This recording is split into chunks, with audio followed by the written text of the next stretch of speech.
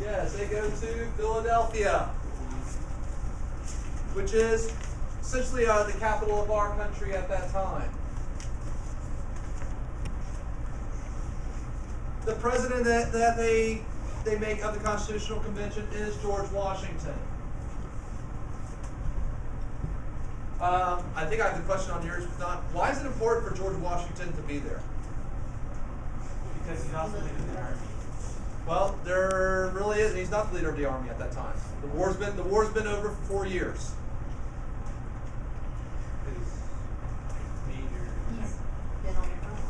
Well, he's about. Who is our most popular American at that time? Who was the most respected? If he's not there, well, some people think it's legitimate. So that is why they had to. Which for George Washington, he spent from 1775 to 1783. He spent commanding our army. Meant that his business, his farm at Mount Vernon, wasn't being managed right. So he finally gets back to his business, trying to make money, which he had a lot of debts actually that he had to do. And now he's being called 4 years later, here, come to Philadelphia. And he could have easily said, no, I've already done my part. But he knew how important it was. He comes and he was there. But not everybody was. What major leaders were not there? Henry Clay. Adams. Well, Henry Clay's not alive yet, or not old enough yet to. John Adams is one of them. And Jefferson's the other major one not there. Why are Adams and Jefferson not there? Jefferson was with his wife. Well, Jefferson's in Paris and Adams is in London. There are diplomats to those countries. They're representing our country. When they were told that they were going to have a convention to get together to work on the Articles of Confederation, let's tweak it some. No reason to get on a boat and get back to the United States. Problem that happened was, later on, when they read what happened, they're like, wait a minute, you made all these major changes without us? Jefferson, for sure, was not happy. He got over as quick as he could. You're going to find that he actually leads a group of people that doesn't like it. So, where was Adams at? Adams was in London? Yeah, Adams was Britain. Jefferson is in France. There are ambassadors to those countries. One state never showed up, refused to come. New Jersey. New York. No. Pennsylvania. Rhode Island. Can we go without Rhode Island? Yeah. All right. Why is it that Rhode Island? Well, first of all, why did they not show up? Because they didn't. It wasn't Stephen Hopkins drinking too much at that They were time. loyalists. The rules of the Articles of Confederation made it where every colony was equal. It had to be unanimous. So if one colony voted no, it could stop anything. Those rules were good for Rhode Island, the smallest, most insignificant of the 13 states. Will any change be good for them? And that's why they didn't want any change. Right? They had equal power to Virginia. So they kind of knew this can't be good, so they said, well, we're not going to it. And the actual rules of the Articles of Confederation said it had to be unanimous. They said, well, if we're not there, no changes can be done. Unless, of course, you change the rules. That's what we do while we're at the Constitutional Convention. All right, make batteries for this. All right, who are the biggest leaders? And you're going to see some names with this. It is Alexander Hamilton. It's not on there, but Alexander Hamilton and James Madison. And Hamilton is the person that you're going to see for a period of 15 years is incredibly important for the United States. Well, Aaron Burr will kill him. Before Burr kills him, though, the impact that he makes on the United States is big. Now, our father of the Constitution is Madison. There's a couple of reasons why he's called the father of the Constitution. He wrote a lot of it. He really did. He was one of the main writers of it. Hamilton wrote a lot of the business side of it. Madison wrote a lot of the government side of it. But we know a lot of what went on because Madison went home every night, kept a journal, and we know of arguments that they had. Now, I know all of you go home at night and go and spend at least the amount of time you had in class looking over your notes and studying it and rehearsing everything. And some of you go and rewrite all the conversations. Well, I remember when Taylor said this. And you write all of that down at night so that hundreds of years later we know what happened in the class here, right? So the father was James Madison? Oh my God. He's Yes. Madison. Yes. But what happened with Madison is we know a lot of the little side arguments that went down because Madison was almost like a secretary unofficially writing down the different things that were there. Now, they kept everything a secret. Why? So colonists didn't have a say. Some say they wouldn't have a say. What? Well, hope. So people didn't riot or something. Well, and this is where if rumors got out, they're changing things, and it was going to be a dramatic change. As much as people say we love change, we don't like change. Because change means something different, which it might be good, but could it also be bad? And this is where we always like to think about change, but when it comes to it, human nature says to kind of stay with what you go with. So they wanted to keep everything, they wanted to not make sure there was no rumors. One person they had a major problem with, though. Not Adams. Samuel Adams. I don't even think Samuel Adams was there. Old Ben Franklin. And this was basically Ben Franklin's final days. He would be there. He really didn't contribute to the Constitution much, but again, he was like our wise old sage. They actually had to have people out with them at night because Ben Franklin liked to drink a little too much and start telling about things that they were supposed to keep secret. So this is where they're out at the pub with Ben Franklin and have somebody with them. So when he started talking about this, I don't know what he's talking about. Come on, Ben, time to go home. All right, and they had to basically keep an escort with Ben Franklin trying to keep him quiet. All right, these two things, this is where you're going to need these two plans. Virginia plan, and then we'll have the New Jersey plan.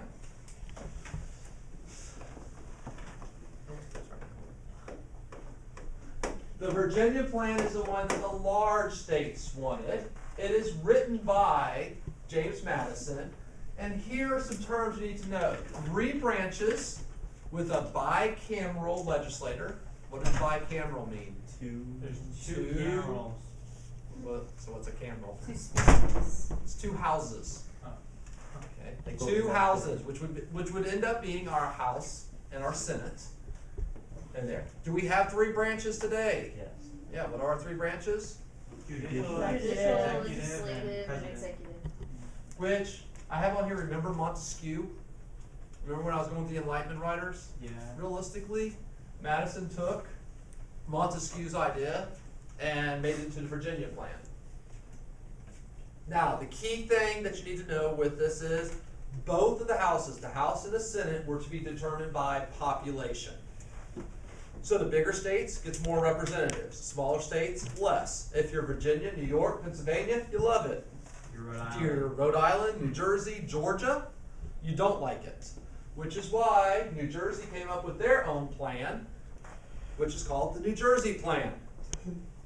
Smaller states liked it. It was unicameral, 1 house, and at 1 house, everybody is equal. So here is one of the major problems we had. Are we going to determine it by population, or are we going to determine it equally for each state? Thus, we would come up with the Connecticut Compromise or Great Compromise. And this is kind of like the Intolerable Acts and Coercive Acts. You have to know both names. But the Great Compromise is we would combine the 2 together. We would have the House of Representatives would be determined by population. Big states like that. The Senate would be equal, 2 from each state. The little states like that. So we take part of it from the Virginia plan and part of it from the New Jersey plan and combine them together. Anything that becomes a law has to go through both the House and the Senate. So if you're a little state and you don't like something that has been proposed, you can stop it in the Senate. If you're a big state and you don't like it, you can stop it in the House. And that way they're both protected. And here's, for some of you, this is for the government side, and notice in here with a unicameral and bicameral. But that is where the Great Compromise. So we have Virginia Plan, New Jersey Plan, Connecticut Compromise. Know which state is which with these. Wait, what was the house term by now? House determined by population. How do we know how many people each one for the house gets? Census taken every 10 years. Right, we have a census. Why did we have the census in 2010? How many people there were? And why did we count for how many people? Representatives. To determine how many people the houses are. We readjust it every 10 years. And that's where from 2010. Today we have 435 representatives. When the Constitution was first written, we made it where for so many people you got this amount of representatives. And we realized pretty early on, because we were over 500 representatives, that the population was going to keep going up. And so that's why they made it where it was 435, and then they divided. Every 10 years we then readjust, which was called reapportionment. On this map, Electoral College, and here is number of representatives plus number of senators. And every state gets how many senators? Two. So your number of representatives is this, whatever number's here, minus 2. So how many representatives does the state of Florida have? 27. We have 27. From 2000 to 2010, we gained 2 seats. Our population grew during that 10 years. Meanwhile, New York lost 2 seats. And one of our daily PowerPoints last week we had about the Rust Belt and Sun Belt. And if you notice, all these minus signs are usually up in what is called the Rust Belt. Ever since World War II, people are moving to the south and the west. Now, why is it that we have one southern state that lost? What happened in the last 10 years? Yeah, Katrina made it where we had Louisiana lose some people as they moved from there. But other than that, the trend has been. And if you see the electoral map, this is where for Florida. Okay, we are equal in the House of Representatives in New York now. 50 years ago, they had almost double the number of representatives that we've had. But we keep gaining in population, and New York it's not that it's not growing, but it's going slower. Meanwhile, places like Michigan and Pennsylvania, they keep losing over time. Okay. Texas, Florida, you saw Texas gain 4 seats in the House of Representatives at that So time. reapportionment, that means like Every 10 years we redo things, and this map kind of shows what that one would be. The dark red gained more, light red they gained 1. Dark blue you lost more than 1. The light blue you lost 1. So we have all the other states, they stayed the same for their number of representatives. And every 10 years that's what happens to make sure that we don't keep it the same for what it is for a long time. Because if we were to keep it the same for the last 50 years, New York would have a lot more power than Florida, even though our population is pretty much the same now. So that's why we change it that way. All right, we're going to go ahead and stop at that point. We'll get into slavery then. We have this one here. We did this yesterday, right? Yeah. But the issue of slavery, just like in the Declaration of Independence, we have. Now, the issue is not whether or not to have slaves or not, because pretty much knew for the economy of the South, they needed to have slaves. The question was, do the slaves count as people? But the South wanted them counted as people. But the South said they were property. Are they property or are they people? Both. And this is where you kind of have this. The South wanted them to be counted because the House of Representatives your number of representatives is decided by how many people. So they wanted it counted for that. But do they want to be taxed with property taxes on them? No. But are they going to give them the right to vote? No. So this is where we kind of get to the South wanted the best of both worlds. And I know I read it one time in there, but then this is where what the solution that they came to it, that is the 3/5 compromise, in which, whether it be for taxing purposes or for in the census with the House of Representatives, slaves would count as 3/5 of a person. 3/5. 3/5, and that's what the 3/5. I actually read it one time and it made sense, and I have forgotten now why they chose 3/5. Something along the argument where they had that it was actually a logical explanation, but I had forgotten it. to equal a whole person? No. Now, for me, if you're going to make some sort of thing, I'd say, all right, well, why not 50%? All right, it's a little easier math for someone like me, but they went with 3/5. It's kind of a strange way we look at it, but that is what happened to them. The other question, though, what about slave trade? The northern states were not saying to abolish slavery, but what about ending any more slaves coming into the United States? And that was a debate that was going on. And what they decided in there was the slave trade clause. And what the slave trade clause says is they're not going to talk about it for 20 years. You know, when you have a problem, the best way to take care of a problem is ignore it, don't talk about it. Okay, so we have a problem in the United States, we're going to ignore it for 20 years. How is it that our founding fathers did so many wise things, but when it came to that problem, they ducked it? Does not always. Because they wanted to get elected. They want. Well, they're making a decision whether to get elected. Nobody would agree on it. Well, it's one way for a compromise, but actually, there weren't cowards with this. Does George Washington, James Madison know anything about slavery? No.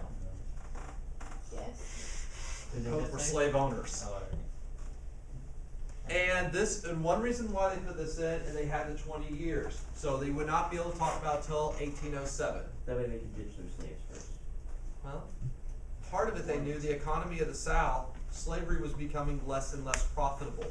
They figured in 20 years there were going to be a lot less slaves because every year Southerners were doing manumission and freeing their slaves because, again, it was unprofitable. Reason why New England no longer has slaves was it's unprofitable. So it's happening in the South. So basically what Madison says is, why should we argue over something that's not going to be a problem in the future? So if we wait 20 years, the problem will take care of itself. Yeah. And when we look back in history and you look from their point of view, it was actually a wise decision. But guess what was invented in the next 10 years? Emancipation Proclamation. The cotton gin. And guess what happened with slavery after the cotton gin was invented? Way down. No. Way up. Became very profitable again. Did James Madison, George Washington know that the cotton gin was going to be invented 6-7 years later? No, they had no idea. So what their plan was with that slave trade clause ended up not happening. But for 20 years, that's where they had. Also said in the slave trade clause inside the North God, which we'll see in another section of this, is that for tariffs could only be taxed on imports, not on exports. Some countries tax on both. Both the South and the North were kind of wanting that. The South was afraid if you taxed exports, or if you grew tobacco, rice, indigo, that would get taxed. The North was afraid that the things that they produced would get taxed. So that's where the exports weren't taxed on that. All right, this is where in government you go really in depth on the idea of federal power. All that I'm saying that you need to know for the history side here, and this is where we're going to kind of see this argument come about with federalism. Power is shared between the national or federal government and the state government, and that's local governments from there. The question that we have over time is, how much power does the federal government have in comparison to the state? This is what the Civil War would be about. How much do we have for states' rights? In all reality, even today with Obamacare, how much power does the federal government have in telling states, you must do this with health care? The same issue comes down to it with federalism. And there were certain things we put in the Constitution, and as you all know, the 10th Amendment, or most of you know, and there, your 10th Amendment, power is reserved to the states. And there that we wanted to make sure there are certain things the states had for power. Now what we're going to find in the history of the United States is, as we get older and older, more and more power goes to the federal government. The states end up with less and less. And that's just been what the pattern has been. All right, trading issues. This is where I said no tariffs on exported goods. You can still do it on imports. Here. And here is actually one of the key things that we have. The federal government is in charge of interstate. What does interstate mean? Between two or more. Intra is inside. Inter is between two or more. So if there was anything involving more than one state, the federal government was in charge of this. Later on, we're going to have a court case to find out how much this would be, as there are some ferries that are in New York. Does New York have power over them? Does New Jersey have over them? Well, if they can go through more than one state. This is where I kind of say that the power of the federal government has grown. When it came to outlaw segregation, most of you know of Brown versus Board of Education, but what might be a more important case that when we say that time we were going to see is the Heart of Atlanta motel.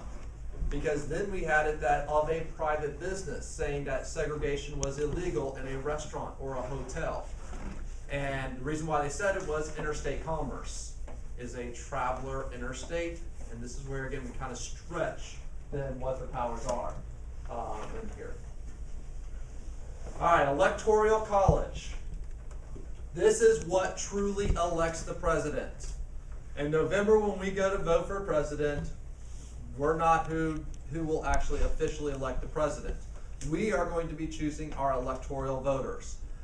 The way the Electoral College works, and I have the map up here for the map, every state gets what the number of representatives plus the number of senators. So, how many representatives do we have in Florida again? 27. We have 27. Every state has 2 senators. How many representatives does Montana have? 3. No. Well, They have 1. Because they have 2 senators also. And what ends up happening is, as each state goes, whoever is first place in that state gets all of the electoral votes. supposed to be. Well, no, whoever is first place gets all the electoral votes. Not supposedly with that. Where did first place come from? From Whoever has the most votes in the state of Florida. If there's more than, if there is more than 2 candidates, which there are, all right, there are more, but if there are more than 2 major candidates, whoever has the most. In 1992, Bill Clinton did not get over 50% of the vote, but he had a plurality.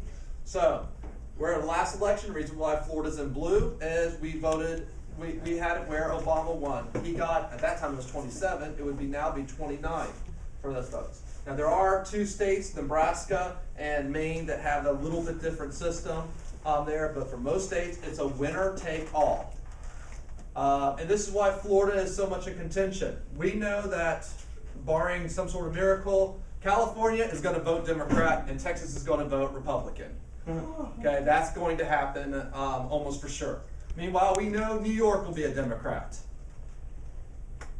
Where does Florida go? It's flip-flop. Yeah, and if you look on the bottom, they show 2008 we were Democrat, 2004 Republican, 2000 Republican, 1996 Democrat, 1992. So we're the biggest state that goes back and forth. That is why they spend more money in Florida than any place else but Ohio right now, because Ohio is also a big state that can flip back and forth. These are battleground states. But this is the system that we have. Now that's for the government side, and that's why I have. And this is why in 2000 Al Gore had more popular votes. More people voted for Al Gore than George W. Bush, but Bush won in the Electoral College because what officially elects the president? Why would they do it by popular The Electoral College. That's what I'm saying, like the state actually Right. So even though Bush won the state of Florida officially by, I think it was 574 votes in 2000. So he was first place. He got at that time all 27 electoral votes. Al Gore got 0. So what about the senators? What do the senators do? Well, that's where your representative legislature. At that time, we increased because of Why don't they the do it census. by Because, and that's where the question I have on here when we look on the history side of this. Why is it that we have this system? Because realistically, I think, I don't know with the new census, it used to be that if you won the 14 largest states, you don't need to get another vote anywhere else. And this is where, if you kind of look at a map, we kind of talk about a coast-to-coast voting. You avoid the middle part. Because, yeah, wouldn't it be great to win Montana, Nebraska, Wyoming, North Dakota, South Dakota? Yeah. Or do you want to win California? Yeah. Okay, and this is where it's based a lot on the population. And if you win the largest states, I think it's down to 11 or 12 now. If you win those states, you don't have to get a single vote in any other state if you're just first place in those states. So sometimes people say that it avoids it. Now, in all reality, it actually per person gives a little bit more weight per vote to people in the smaller states, but they don't get as much publicity. And again, you have to concentrate there. In the final weeks of this election, we're going to have Mitt Romney and Obama, as well as their wives and the vice presidents and other people. They're going to be flying back and forth between Ohio, Florida, Pennsylvania, Virginia, because those are the biggest toss-up states. They're not going to fly out to Wyoming, okay, because that's not a state, which is unfortunate for those states because they kind of get ignored. And as I said, for us, it means a whole lot more of these commercials that we are seeing, which is a lot of negative commercials because, again, Florida, we are the biggest prize. If Obama wins Florida, he probably wins the election. I mean, it comes down to we're that big of a prize Then for why it. don't we vote? Well, it's again, we don't know.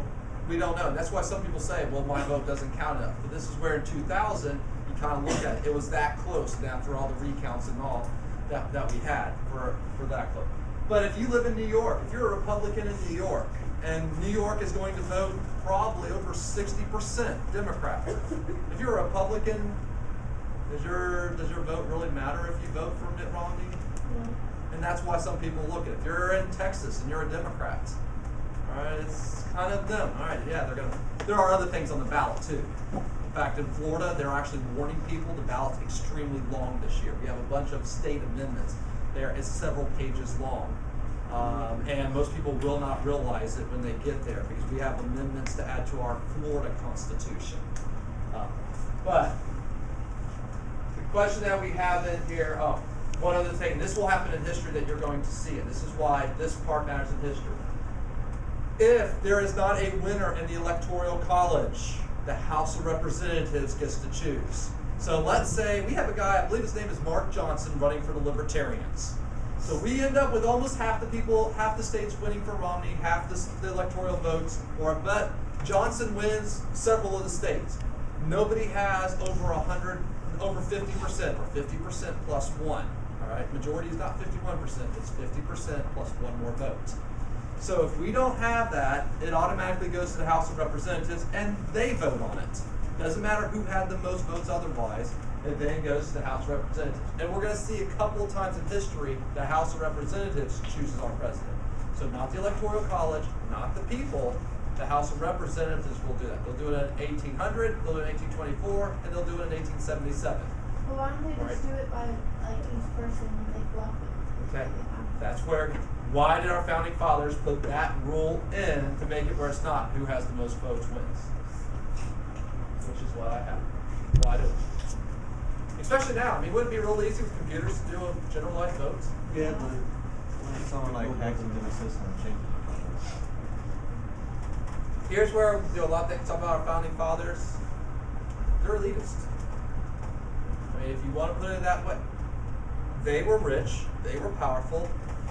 When you have power, do you want to lose the power? And here's where, as much as Thomas Jefferson and these people were fighting for the common man, were they afraid of the common man maybe making a mistake? What if they chose the wrong person to be president? Did they have a way to correct us common stupid folk? And the Electoral College was kind of a little way that let's just make sure they don't make mistakes. Now, why don't we change it today? Yeah, the Electoral College probably won't change there. Some states even have a law that you can't vote for someone opposite what they have, or what the state voted for. There. Well, it works. Plus, this, as much as people like to talk about change, do people actually want change?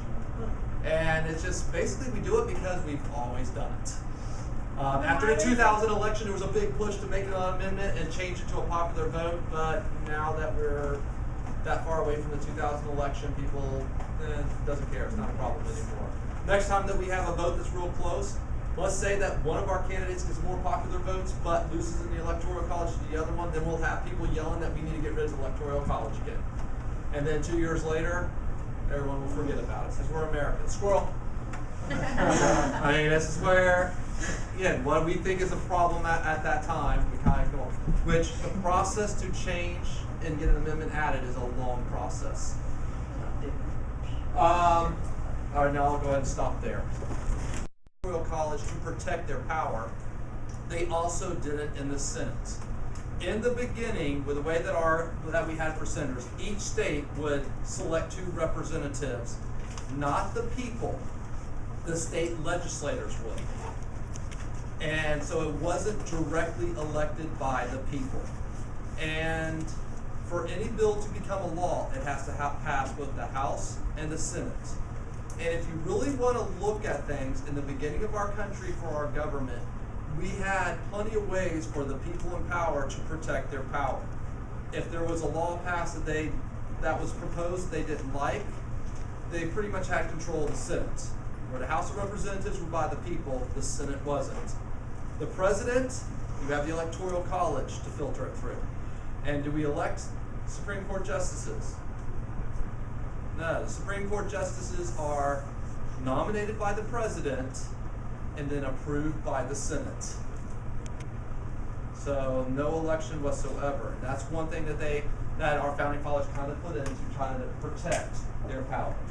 When you have power, you don't want to lose it. And even though we were probably the most democratic country in the world at that time, we still had, it was our rich white men were those that could vote. Now, over the next decades, we would change. The last part of the Constitution was how to ratify it.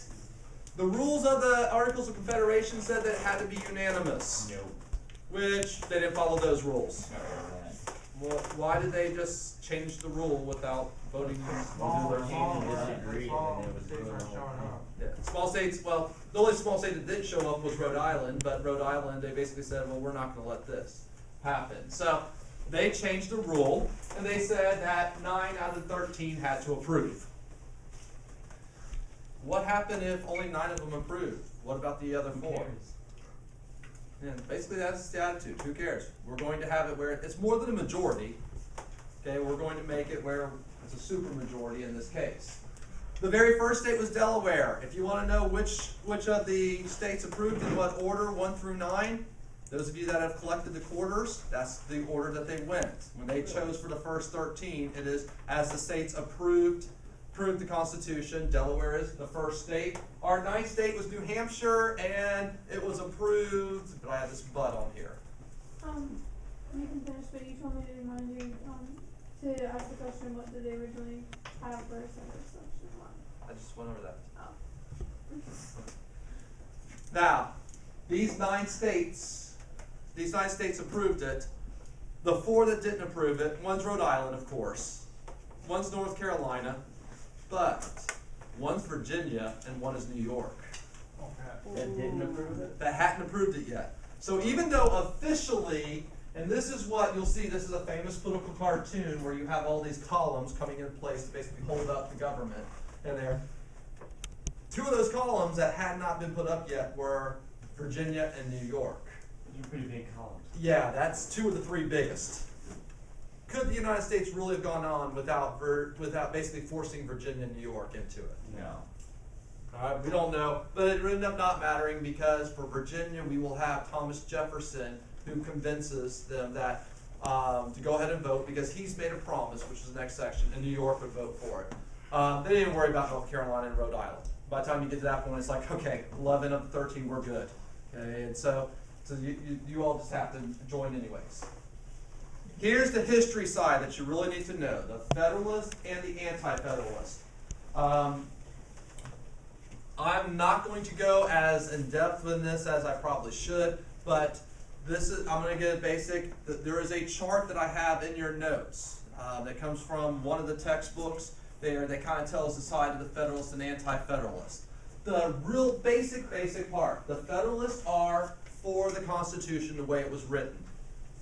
When they were doing whether or not to ratify it, you already know that's going to be ratified, but they were saying the way it's written, this is good. They wanted a strong federal government. They wanted the power to be in the United States government. This is where they looked at the Articles of Confederation, saw how weak they were. They wanted to have something different. The main people that you have is Washington, Here's Alexander Hamilton and James Madison. Each for a little bit different reasons. Washington wasn't really deeply involved with this. Hamilton and Madison were real deeply involved. Now, what would be the arguments of the Anti-Federalists, the people that are against the Constitution as written? The executive power would be like a king. And that's one thing they looked at, and they said, we don't trust this thing. You have this president. That sounds like a king. What else? They wanted state power. Individual rights. Yeah, the individual rights. And this is where Thomas Jefferson, remember, he wasn't part of the Constitutional Convention because he's in Paris. He gets a letter from James Madison telling him what's happening. He gets on the boat and gets here as quick as possible. And Madison shows him the Constitution and says, hey, you like it? And Thomas Jefferson does not like. And he looks at the things and says, there is nothing saying about freedom of speech, freedom of religion. Oh, well, we know we have those freedoms. And this is where Jefferson would say, I want it in writing. And even some of the things that they had on there, they have what's called a writ of habeas corpus, which means you have to be told what you're arrested for. Jefferson said, I want a little bit more details on there. And this is where we would end up having the Sixth Amendment. But the Anti-Federalists were against it as it was written. A lot of them wanted states' rights. They didn't want as much power, especially that part with the executive branch. They were concerned about the executive power and for the individual rights. Jefferson, a guy that some of you don't know of, but if you actually were to read some of this, you love a lot of stuff that he has, is George Mason and John Hancock. So you notice this isn't just North and South. We got a Virginian, a New Yorker, a Virginian. Okay, a Virginian, person from New England. So it's North and South, some for, some against. Samuel Adams really wasn't for it. Patrick Henry was one of the biggest ones stating that he wasn't for it. But that's where we have the coast.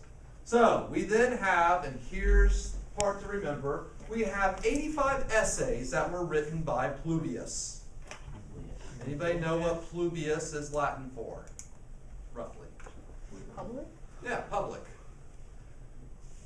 Now, is that really a name of someone? No. No, it's a pseudonym. We know today that Pluvius was Madison, Hamilton, and John Jay. You can see John Jay kind of pops up in different places along the way. He is, in other time periods in history, he'd be really important, but he kind of gets lost with all these other people. I mean, he's one of the people that writes the Federalist paper. He's our first Chief Justice of the Supreme Court. Jay's treaty will be made by him later on. Was Alexander Hamilton and James Madison in the signing for the Declaration? No. No? No, they weren't. So Hamilton was pretty much one of the top advisors for George Washington with the military. This is where George Washington really trusted Hamilton a lot. But realistically, the majority of them, I think like 40-something of them were written by Madison, most of them dealing with the government structure. Where you had mentioned about the whole thing for a president sounding like a king, this is where Madison would write and say, here's why he's not. All right, and wrote in these essays and explain. Hamilton wrote about 30-something of them that had to do more with the business side. Here's how we're going to protect businesses and business owners. And John Jay wrote one of them. Really? But it's like some of y'all in a group project.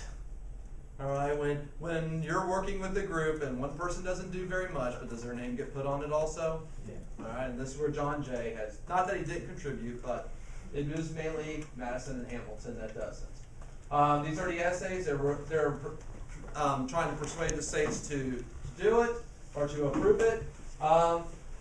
Here's a word to kind of get used to, original intent. Today is something great for us to know. In your textbook, if we were to have the Constitution, it would take, if it's written fully, about 5 or 6 pages of your book. For our rules of our government, that's not very long. And what exactly do they mean by some of this stuff? Well, now we have 85 essays explaining some of the things. This is what we mean by it. And so we can go back and see what was the original intent when they wrote about something. And this is, and again, it's part that we use today. Some of the things for the Federalists and the Anti-Federalists, one thing that is not on here, is the fact that one thing that some Anti-Federalists were also against was the fact that in the Constitution there is not a single mention of God, directly or indirectly. Now, in the Declaration of Independence, we have God-given rights that providence lead us. And I think there's 4 or 5 different places that we mention God. But in the Constitution, it is not. And that was one thing that was pointed out by some Anti-Federalists there. What ultimately could happen is James Madison, Alexander Hamilton would promise the main Anti-Federalist, Thomas Jefferson, we will write a Bill of Rights if you give us your support. In other words, if you do this for us, after we approve it, we will do this for you. Now, does that take a lot of trust for Jefferson to go and convince Virginia to approve it? But he trusted Madison, not so much Hamilton, but he trusted Madison, and they lived up to their words. Again, you see this compromise between 2 groups of people. The Bill of Rights, most states already had them. That's one reason why Madison said we don't need a Bill of Rights. Virginia has their Bill of Rights. Pennsylvania has their Charter of Liberties. We don't need to do this. And Jefferson said, no. This U.S. government sounds real powerful. We need something beyond what each state has there. And again, they were promised to do it. There were 12 of the original that were proposed. 10 of them were approved. Actually, our 27th Amendment was one of those 12, one of the 2 that wasn't approved, which is actually a pretty simple thing. The 27th Amendment that was approved a little less than 20 years ago, or around 20 years ago actually now, says that if you're a congressman, the only way you can get a raise is that you vote on, because you give yourself a raise, is you have to have a re-election first. So if I'm a representative, I can vote myself a raise, but I have to go back and get re-elected before it comes into it. Now, the way that our congressmen get around that today and our senators is they put in an automatic cost of living raise. So they're automatically getting that, so they don't actually have to vote on it. Yeah, can it just be like all in favor of another $100,000 a year? Right. If they do that now, the 27th Amendment says yes, they can give themselves $1 million a year bonus, but before they can get that, they have to go get reelected. So just like our representative Rich Nugent. This is our first 10 amendments. I don't have on there for the first 10 amendments, but I know that you should know them after yesterday. Mr. Gatz. Yeah. It said there were 12 proposed. One was the Congress, one was the other one. I don't even remember what the other one that wasn't approved offhand. And that is the end of this section. We're gonna do the thing where you said we're gonna